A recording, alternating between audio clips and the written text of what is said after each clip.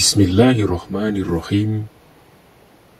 Sahabat, Allah Subhanahu wa Ta'ala berfirman, "Hai orang-orang yang beriman, jadilah kamu penolong agama Allah, sebagaimana Isa ibnu Maryam telah berkata kepada pengikut-pengikutnya yang setia.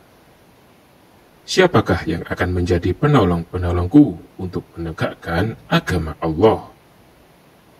Pengikut-pengikut yang setia itu berkata, "Kamilah penolong-penolong agama Allah." Lalu segolongan dari Bani Israel beriman dan segolongan lain kafir.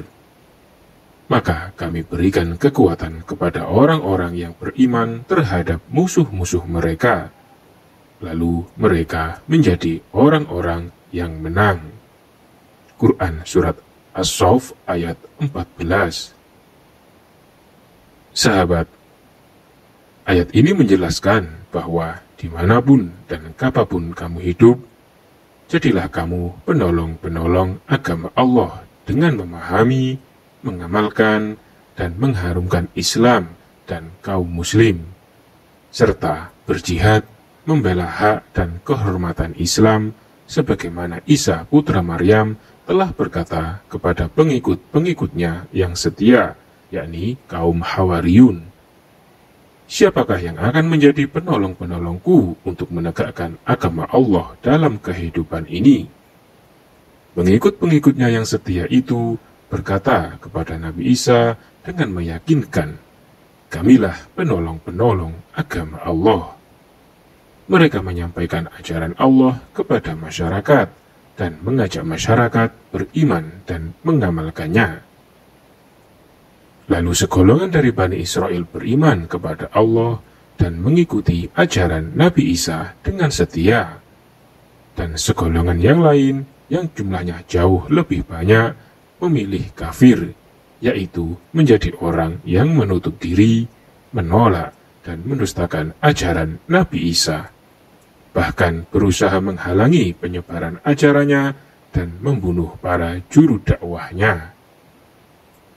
Orang beriman itu bermunajat kepada kami, lalu kami memberikan kekuatan kepada orang-orang yang beriman terhadap musuh-musuh mereka dengan menghilangkan perasaan lemah, takut, dan ragu untuk berjihad, sehingga mereka menjadi orang-orang yang menang dalam menghadapi musuh.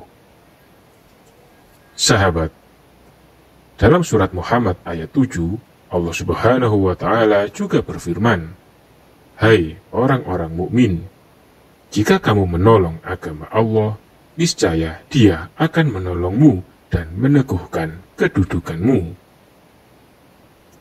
Dari dua ayat di atas, muncul beberapa pertanyaan. Mengapa kita mesti menolong agama Allah? Bukankah Allah Maha Kuasa untuk menolong agamanya? Mengapa Dia meminta kita yang melakukannya? Apa maksud sebenarnya dari menolong agama Allah? Dan bagaimana cara menolong agama Allah? Sahabat, untuk menjawab pertanyaan tersebut, maka terlebih dahulu kita harus paham konteks ayat itu diturunkan. Kedua ayat di atas merupakan ayat Madaniyah, ayat yang turun setelah peristiwa hijrah, sehingga dapat dipahami bahwa kondisi Islam ketika ayat ini turun sedang mengalami perkembangan. Tentunya, segala sesuatu yang sedang dalam proses pengembangan butuh kontribusi aktif dari setiap yang terlibat di dalamnya.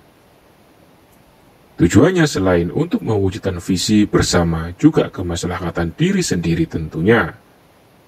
Demikianlah umat Islam diminta oleh Allah untuk menolong agamanya yang sejatinya menolong diri mereka sendiri.